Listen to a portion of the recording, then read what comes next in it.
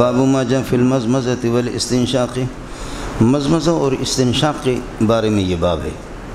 مولانا مزمزہ مضاف رباعی ہے، اور مزمزہ یمزمز مزمزۃ کا معنی ہوتا ہے ادارۃ الماء فی الفم، ادارۃ الماء، ادار یدیر ادارتاً گھمانا، منہ میں پانی ڈال کر کے کلی کے لیے گھما دیتے ہیں۔ تو مزمزہ ادارۃ الماء فی الفم، اور استنشاق استفعال ہے، یہ نشوق سے ہے۔ نشوق کا معنی آتا ہے کہ سامنے سانس لے لینا، ناک کے سامنے حصے سے آکسیجن آدمی باہر سے لیتا ہے، اور استنشاق کا معنی یہ ہوتا ہے کہ اللہ آپ کا بھلا کریے کہ اب استنشاق میں پانی لے لینا ناک میں۔ استنشاق استفعال ہے، استنشاق پانی چڑھا دینا ناک میں۔ حدیث کے اندر دونوں کا تذکرہ آئے گا، استنشاق اور استنثار۔ استنثار نثر سے ہے، اور نثر کا معنی پھیلانا، معنی ناک کو جھاڑ کر کے صاف کرنا۔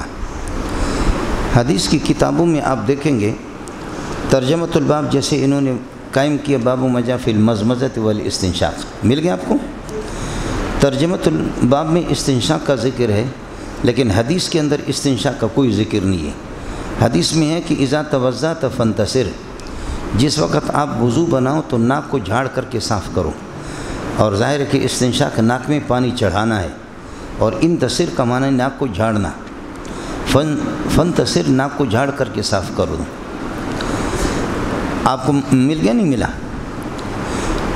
جہاں حالانکہ ترجمۃ الباب استنشاق کا، اور حدیث کے اندر آئے استنثار یا انتصار، جھاڑنا ناک کو، چونکہ یہ ایک دوسرے کو مستلزم ہے، لہذا الاستنشاق یستلزم الانتصار والانتصار یستلزم الاستنشاق۔ اگر آپ کو یہ سمجھ میں نہ آ جائے تو ظاہر ہے کہ استنشاق کا معنی ناک میں پانی چڑھانا، چڑھائے گا تو ضرور نکالے گا، وہاں ناک سے اندر نہیں لے جا سکتا کوئی پانی۔ ناک میں پانی چڑھایا تو ضرور نکالے گا، اور انتصار اگر آ جائے کہ پانی نکالنا، تو نکالے گا اس وقت کہ پہلے چڑھا چکے ہوں گے۔ آپ بات سمجھ رہے ہیں نہیں سمجھ رہے؟ اب ظاہر ہے کہ میں اپنے بلوچی والے الفاظ میں آپ کو سمجھاتا ہوں تو پھر مسئلہ خراب ہو جاتا۔ کچھ فرق پڑ گیا؟ ناک میں پانی چڑھائیں گے تو ناک سے اندر پیٹ کے اندر تو نہیں جائے گا، ناک میں پانی چڑھائے گا تو ضرور اتارے گا، جھاڑے گا، اور جھاڑے گا اس وقت جب پہلے چڑھائے گا۔ اس لیے حدیث میں استنشاق کا ترجمۃ الباب میں استنشاق کا ذکر آ گیا، لیکن حدیث کے اندر اس کا کوئی ذکر نہیں ہے، چونکہ ایک دوسرے کو لازم ملزوم ہے، لہذا ترجمۃ الباب میں فانتصر کا معنی گویا کہ فاستنشق، فانتصر کا معنی گویا کہ فاستنشق، چونکہ ایک دوسرے کو لازم ملزوم ہے۔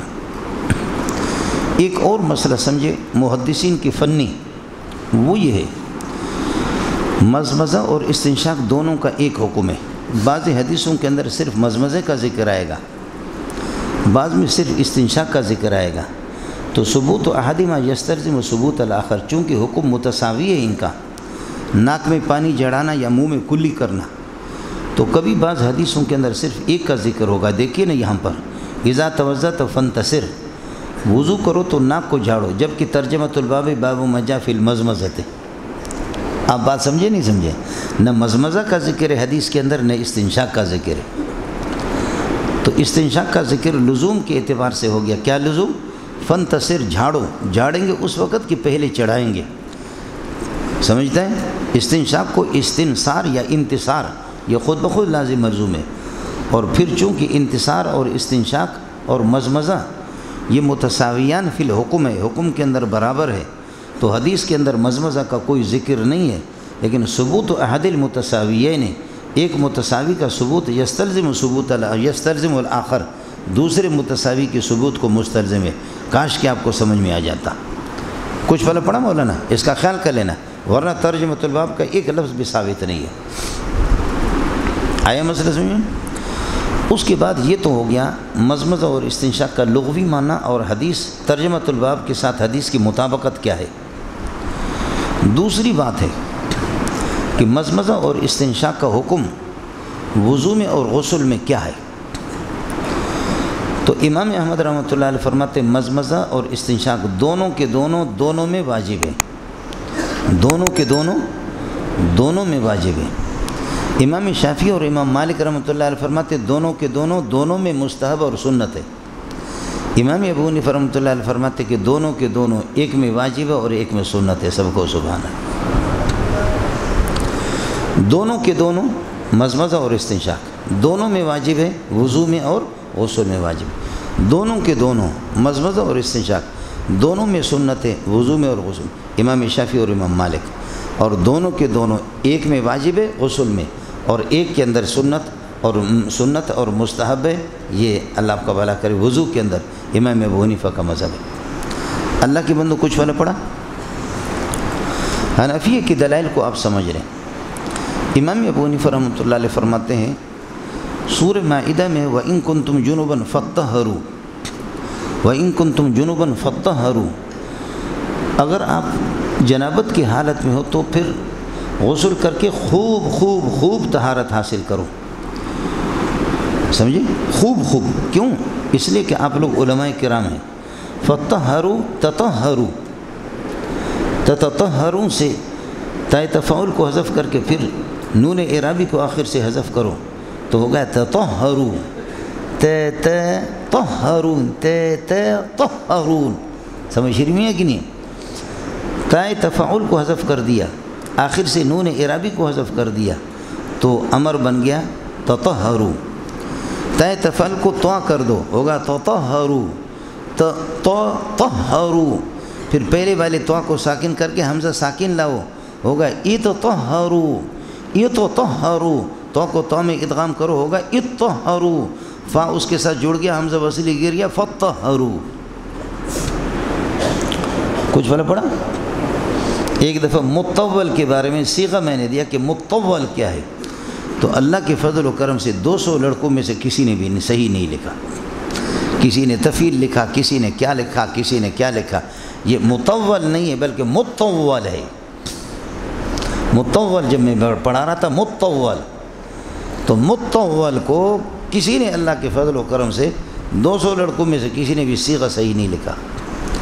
یا اسفا علی ضیعۃ العلم، اما فی هذه الايام فلا نحتاج الى الصرف والى النحو والى المنطق والى العلوم الاخرى الآلية، بل الحمد لله هناك الفهم ضروری عندما مثلا نقدر على فهم القرآن والسنة فلا نحتاج الى هذه العلوم، الاعراب ليس بضروری بل فهم القرآن والسنة هو الضروری۔ ما شاء اللہ، الحمدللہ آسان کر دیا جی، بہت آسان ہو گیا خیر مولانا۔ امام صاحب کی ایک دلیل ہے وَإِن كُنتُمْ جُنُبًا فَاطَّهِّرُوا، زیادت المبانی تدل علی زیادت المعانی۔ الفاظ یہاں پر مبانی سے مراد الفاظ ہے، الفاظ جہاں زیادہ ہوتے تو معنی کے اندر خوب مبالغہ ہوتا ہے، لہذا فَاطَّهِّرُوا، خوب طہارت میں مبالغہ حاصل کرو۔ لہذا اس غسل کی کیفیت غسل جنابت کی، یہ اللہ آپ کا بھلا کرے وضو والی نہیں ہے بلکہ اس سے مختلف ہے، اس لیے وضو کے اندر یہ چیز الفاظ نہیں ہے، سمجھے؟ وضو کے لیے نہیں ہے، غسل کے لیے، لہذا غسل کے اندر مزمزہ اور استنشاق دونوں کے دونوں واجب ہوں گے، وضو کے اندر سنت ہوں گے۔ حضرت علی کی روایت آپ ابو داؤد میں پڑھیں گے اور ترمذی میں بھی ہے، ان تحت کل شعرۃ جنابۃ، ہر بال کے نیچے جنابت کا اثر ہوتا ہے، ہر بال کے نیچے جنابت کا اثر ہوتا ہے۔ فمن ثم عادیت راسی، فمن ثم عادیت راسی، فمن ثم عادیت راسی، اسی وجہ سے میں نے اپنے سر سے دشمنی کی، یعنی سر کے بالوں سے دشمنی کی۔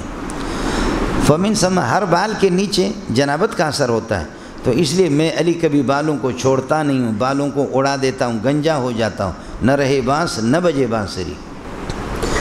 دوسری روایت میں نے عرض کیا کہ حضرت علی کی ان تحت کل شعرۃ جنابۃ فمن ثم عادیت راسی، فمن ثم عادیت راسی، عادہ یعادی معاداتا کا معنی دشمنی، اس لیے میں نے دشمنی کی ہے اپنے سر کے بالوں سے۔ تیسری دلیل ہے مولانا، الارض طہور المسلم، زمین کی مٹی طہور المسلم، یہ مسلمان کو پاک کر دیتی ہے۔ وَإِن لَّمْ يَجِدْ الْمَاءَ 10 سنین، 10 سال تک اگر اس کو پانی نہ ملے، فَإِذَا وَجَدَهُ فَلْيَتَّقِ اللَّهَ وَلْيُمِسَّ بَشَرَتَهُ، فَإِذَا وَجَدَ الْمَاءَ، جس وقت پانی دیکھے، فَلْيَتَّقِ اللَّهَ، اللہ سے ڈرے، پہلے تیمم پر گزارا کرتا تھا، اب وَلْيُمِسَّ بَشَرَتَهُ، اپنے کھال کو پانی اس پر بہا دے، پانی سے تر کر دے۔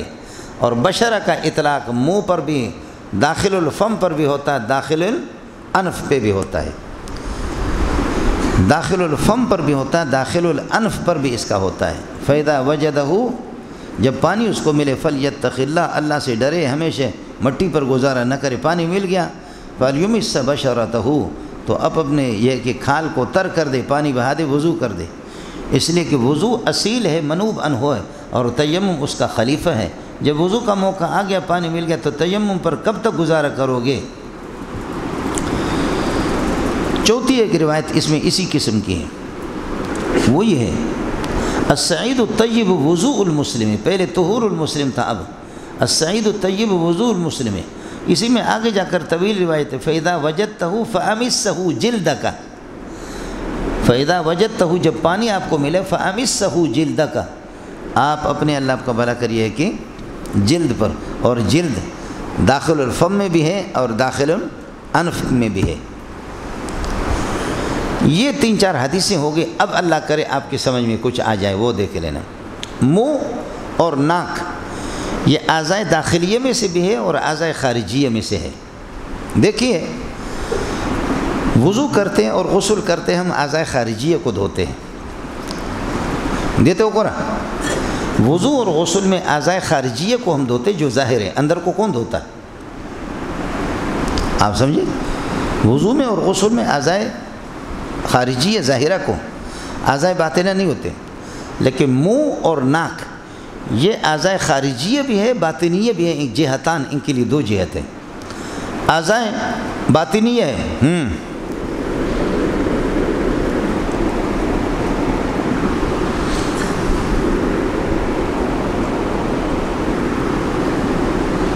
اب آپ میرا چہرہ تو دیکھ رہے لیکن میرے منہ کا اندر حصہ نہیں دیکھ رہے، ناک کا اندر حصہ بھی آپ دیکھ نہیں رہے، یہ اعضائے باطنیہ میں سے ہے۔ جیسے کہ میرے اندر کلیجہ اور گردہ اور پھیپڑے آپ کو نظر نہیں آ رہے، اس طرح منہ کا اندر والا حصہ بھی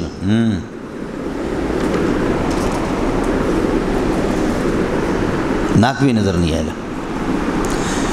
کأنہما من الاعضاء الباطنیہ، یہ اعضاء باطنیہ میں سے، لیکن میں آپ سے کہا اب آپ دیکھیں منہ میرا کھلا نہیں کھلا، یہ اعضاء ظاہر یہ ہے کہ میں بڑے ناک بلوچوں والا، یہ بھی آپ کو نظر آئے گا سب کچھ۔ یہ اعضاء خارجیہ بھی ہے، جیسے کہ باقی آپ میرے ہاتھ پاؤں کو دیکھ رہے ہیں، منہ میں نے کھولا، ستعرف قدرہ ان فتح فاہ تسمع بالمعید خیر من ان تراہ، ستعرف قدرہ، آپ کو اس کی مرتبے کا پہچان اس وقت ہوگا، ان فتح فاہ، جب اپنا منہ کھولے گا۔ اس لیے بہتر یہ ہے کہ تسمع بالمعیدی، معیدی کا نام سنو، خیر من ان تراہ، دیکھنے کی کوشش نہ کرو۔ معیدی اتنا منہ پھٹ آدمی ایسے کرے گا تو تمہیں پتہ چلے گا۔ ستعرف قدرہ ان فتح فاہ تسمع بالمعیدی خیر من ان تراہ، اڑے جانے دا پترا ہو گیا۔ اب چونکہ مبالغہ کا صیغہ جانب وضو میں نہیں ہے، اس لیے ہم نے منہ کو اور ناک کو اعضائے خارجیہ کا حکم دیا، جیسے خارجیہ کو دھونا لازمی ہوتا ہے، تو یہ من وجہ خارج ہے، تو اس لیے غسل میں الحقناہما، ہم نے ان کو ٹچ کر دیا بالاعضاء الخارجیہ، اعضاء خارجیہ کے ساتھ، اور اعضاء خارجیہ کو دھونا ضروری ہے تو ان کا دھونا بھی ضروری ہے، اس لیے مزمزہ اور استنشاق ضروری ہو گیا۔ لیکن من وجہ یہ اعضاء باطنیہ میں سے، وضو میں مبالغہ کا صیغہ اتنا نہیں ہے، ایسے مبالغہ کی صیغہ وضو میں نہیں ہے، تو وضو میں اللہ آپ کا بھلا کرے، ہم کہتے ہیں چہرے کو دھو، یہ کرو، کلی کرنا اور ناک میں پانی ڈالنا کوئی ضروری نہیں ہے، زیادہ سے زیادہ مستحب ہے اور سنت ہے۔ کس کو سمجھ میں آ گیا؟ یہ ہے جی، فَأَلْحَقْنَاهُمَا بِالْأَعْضَاءِ الْخَارِجِيَّةِ فِي الْغُسْلِ، سمجھ رہے ہیں؟ فَأَلْحَقْنَاهُمَا بسبب الاعضاء الخارجیۃ، اعضاء خارجیہ ہونے نظراً الی جہتہما الخارجیہ، خارجیت کے اعتبار سے فرماتے ہیں کہ ان کو اعضاء خارجیہ کا حکم دے دیا، اور من وجہ اللہ آپ کو بھلا کریے کہ باطن ہے، تو وضو میں پھر یقین کو باطن کا حکم دے دیا، کوئی ضروری نہیں۔ اللہ کرے آپ کے سمجھ میں آ جائے۔ یہ حنفیہ کے ہاں فرق ہو گیا، امام شافعی رحمۃ اللہ علیہ اور امام مالک رحمۃ اللہ علیہ فرماتے ہیں دونوں کے دونوں میں کیا ہے؟ سنت ہے۔ تو ایک تو آپ پڑھتے رہیں گے کہ عشر من فطرت الانبیاء، انبیاء کی فطرت، انبیاء کی سنت ہے، مزمزہ ہے، استنشاق ہے، مونچھوں کو کٹوانا ہے اور مسواک کرنا ہے، اسی طریقے پر اللہ کا زیر ناف صاف کرنا ہے، یہ نسائی شریف کی ابتدا میں آپ پڑھیں گے، ابو داؤد میں بھی مسئلہ آپ کے سامنے آئے گا، سمجھے؟ ان میں مزمزہ اور استنشاق بھی ہے۔ اشر من الفطرت، یعنی من فطرت الانبیاء، من سنت الانبیاء، لہذا ان کو سنت قرار دیا گیا۔ ایک یہ سنت ہے، لا فرق بینہما، لا فرق بین الغسل و بین لا فرق بین الغسل و بین الوضوء، کوئی فرق نہیں ہے، لہذا فطرت الانبیاء سنت الانبیاء ہے، مزمزہ اور استنشاق دونوں میں سنت ہوں گے۔ دوسرا، حضرت ابن سیرین رحمۃ اللہ علیہ کی ایک روایت ہے، یعنی مرسل روایت ہے، وہ یہ ہے کہ سن رسول اللہ صلی اللہ علیہ وسلم الاستنشاق فی الجنابت، جنابت میں حضرت صلی اللہ علیہ وسلم نے استنشاق کو سنت قرار دی ہے، جنابت میں استنشاق۔ اور استنشاق کا جب ثبوت ہو گیا، میں نے عرض کیا کہ متساویہ نے، تو مزمزہ خود بخود ثابت ہو جائے گا، سبحان اللہ۔ وسن رسول اللہ صلی اللہ علیہ وسلم الاستنشاق فی الجنابت، جنابت میں حضرت نے، یہ بہقی کی روایت ہے، مرسل روایت ہے ابن سیرین رحمۃ اللہ علیہ۔ اللہ کے بندوں کچھ پہلے پڑھ گیا، آڑے ہو گیا، یہ امام شافعی اور امام مالک رحمۃ اللہ علیہ کے لیے دلیل ہے۔ وسن علیہ الصلاۃ والسلام، یا وسن رسول اللہ صلی اللہ علیہ وسلم الاستنشاق فی الجنابت، جنابت میں جب استنشاق وہ سنت ہو گیا، تو وضو میں تو ویسے حنفیہ کے یہاں بھی سنت ہے، آپ کو مسئلہ سمجھ آ گیا؟ استنشاق جب سنت ہو گیا تو مزمزہ بھی سنت ہوگا، اس لیے کہ متساویہ نے، آئے مسئلہ سمجھ؟ جواب مولانا، جواب یہ ہے، اشر من فطرت الانبیاء من سنت الانبیاء، الحدیث محمول علی الوضوء، وضو پر محمول ہے، لا علی الجنابت، جنابت پر نہیں ہے۔ الحدیث محمول علی الوضوء، وضو پر محمول ہے، لا علی الجنابت، اس لیے کہ وضو کے بارے میں کوئی اس قسم کا مبالغہ کا صیغہ موجود نہیں ہے، فطہروا، برخلاف غسل کے، اس لیے اس کا مصداق اصل وضو ہے۔ دوسری روایت، وسن رسول اللہ صلی اللہ علیہ وسلم الاستنشاق فی الجنابت، تو پہلی بات یہ ہے کہ امام شافعی رحمۃ اللہ علیہ مرسل کی حجت ہونے کے قائل ہی نہیں ہے، یہ حدیث مرسل ہے، اللہ آپ کو بارک کرے، ابن سیرین کی مراسیل میں سے ہے، ابن سیرین کی مراسیل۔ دوسرا یہ ہے، دوسرا جواب اسی کا عرض کر رہا ہوں، اللہ تعالیٰ آپ حضرات کو زندگی دے دے، وہ یہ ہے کہ سنت کا اطلاق کبھی فرض پر بھی ہوتا ہے، تو سن رسول اللہ کا معنی یہ نہیں ہے کہ سن رسول اللہ الاستنشاق فی الجنابت سنت قرار دیا، سن کبھی اوجب و فرض کے معنی میں بھی آتا ہے، اوجب و فرض، فرض اور وجوب کے معنی میں بھی آتا ہے، چنانچہ اللہ تعالیٰ آپ حضرات کو زندگی دے دے، یہ انشاءاللہ آپ پڑھیں گے، جہاں پر اللہ آپ کا بھلا کری ہے کہ وسن رسول اللہ صلی اللہ علیہ وسلم العشرہ، یہ میرے پاس صفحہ نمبر 371 ہے، صفحہ نمبر 371 ہے، اس میں باب ما جاء فی الصدقۃ فیما یسقى بالانہار وغیرہا، باب ما جاء فی الصدقۃ فیما یسقى بالانہار وغیرہا، اس میں یہ ہے کہ عن سلیمان بن یسار و بسر بن سعید عن ابی ہریرہ قال قال رسول اللہ صلی اللہ علیہ وسلم قال رسول اللہ فیما سقط السماء والعشور وفیما سقی بالنواء نصف العشر، یہ ہو گیا، اسی میں ایک لفظ آئے گا، اللہ آپ کا بھلا کریے کہ ہاں سنہ، یہ اس کے بعد یہ ہے کہ 634 روایت ہے، 600 انہو سن فیما سقط السماء والعیون او کان سریا، آخری اس باب کا آخری حدیث ہے، کس خدا کے بندے کو مل گیا؟ شکر ہے اللہ کے بندے ہے اس دنیا میں، سمجھ رہی میں؟ اب طے شدہ ہے کہ عشر واجب اور فرض ہے، عشر واجب اور فرض ہے، سمجھ رہی میں ہے کہ نہیں؟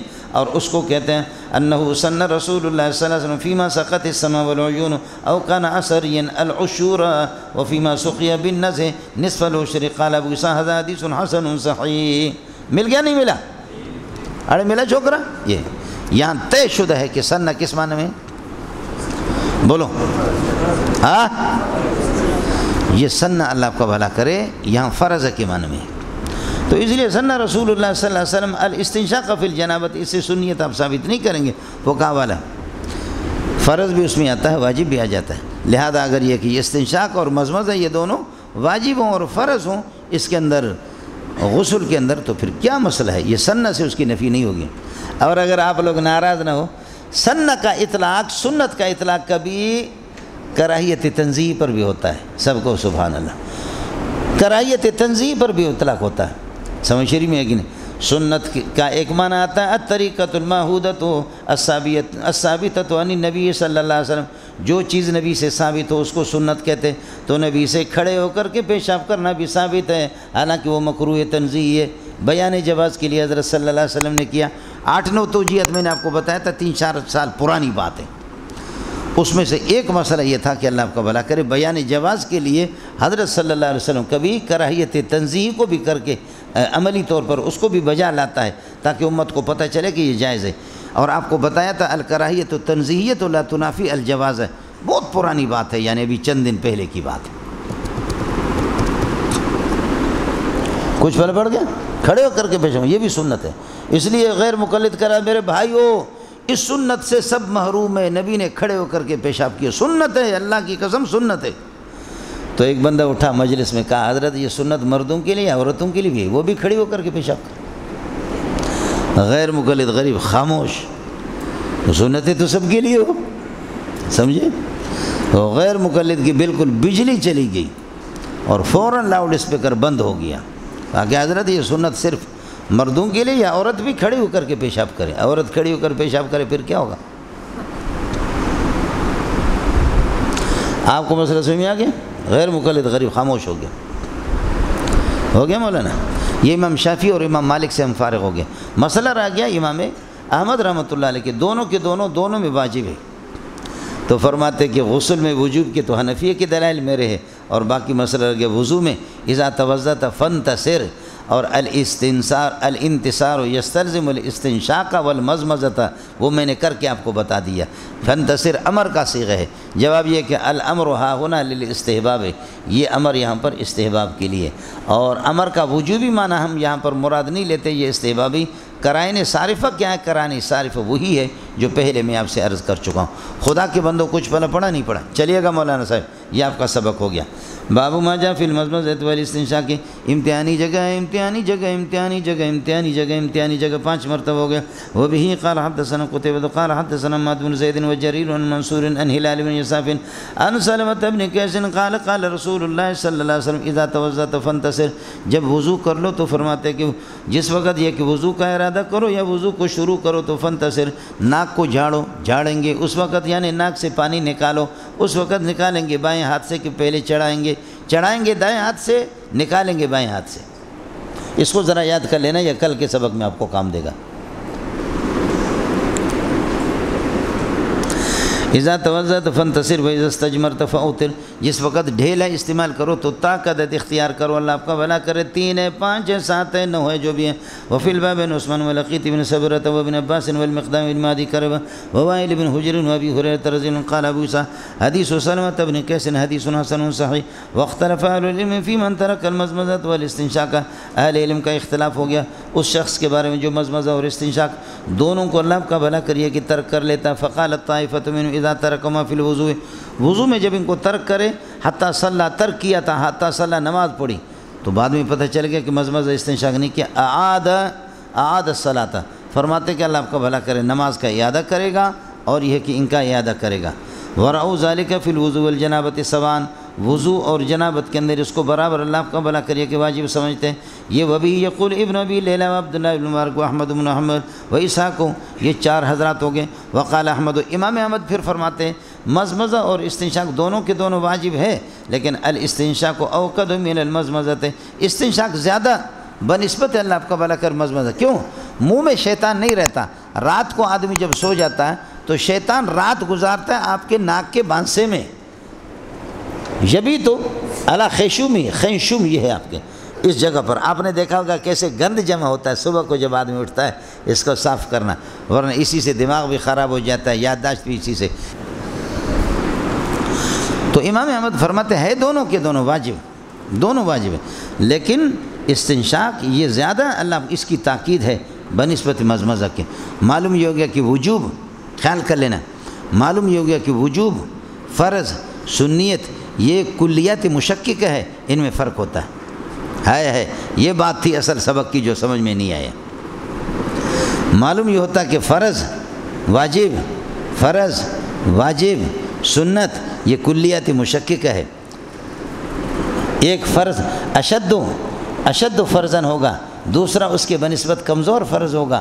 ایک واجب اشد تاکیداً ہوگا، دوسرا واجب اس سے کم درجے کا ہوگا۔ ایک سنت اشد تاکیداً ہوگا، دوسری سنت وہ اشد یہ ہے کہ اللہ آپ کا بھلا کرے اضاف و تاکیداً ہوگا۔ اس لیے فرضیت وجوبیت یہ اللہ کا مشککات ہے۔ فجر کی نماز فرض اور عصر کی نماز یہ اصل نمازیں، یہ مزید علیہما، باقی 3 نمازیں ان پر مزید ہے۔ جو ان کا درجہ ہے وہ باقی نمازوں کا نہیں ہے، سب کو سبحان اللہ۔ یہ ہے فرض، 5 نمازیں فرض ہے، لیکن ان کا مسئلہ الگ ہے۔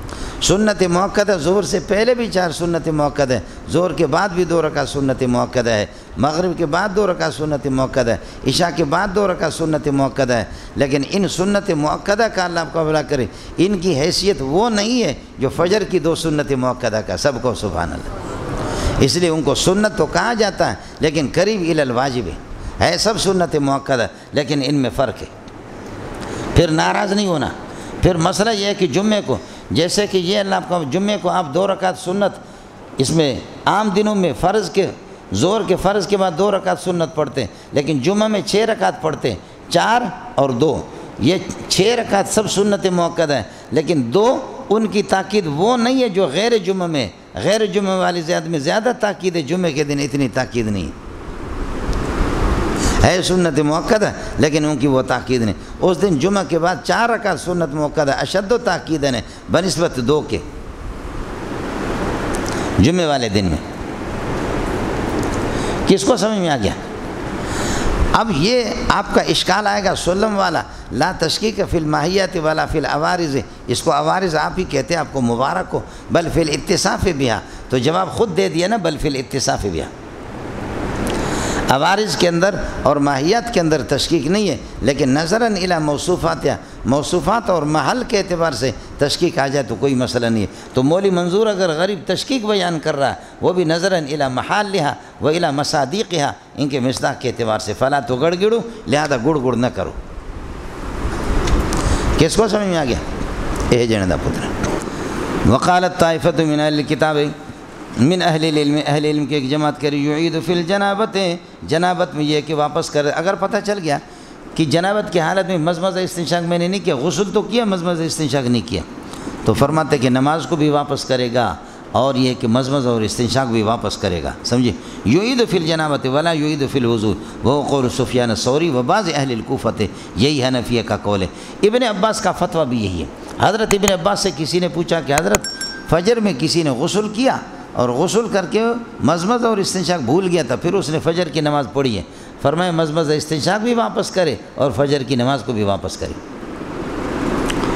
وقالت طائفۃ لا یعید فی الوضوء ولا فی الجنابۃ، تیسری جماعت کرے نہ وضو میں نہ جناب، یہ شافعی حضرات، لأنما سنت من النبی صلی اللہ علیہ وسلم، یہ نبی کی سنت ہے، فلا تجب الاعادۃ علی من ترکہما فی الوضوء، اس لیے اعادہ لازم نہیں ان پر جو ان کو وضو میں ترک کریں، ولا فی الجنابۃ، نہ جنابت میں اعادہ کوئی لازم نہیں، وہ قول مالک و شافعی، امام مالک اور امام شافعی کا مذہب ہے۔